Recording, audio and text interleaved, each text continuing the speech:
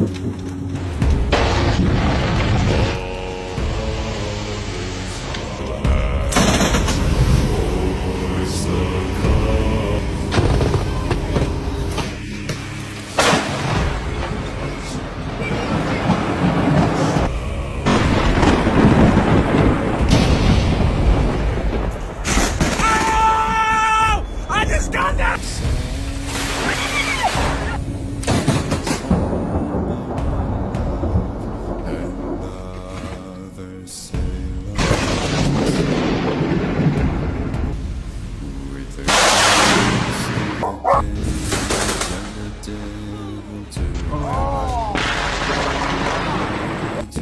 would start pouring rain on our walk.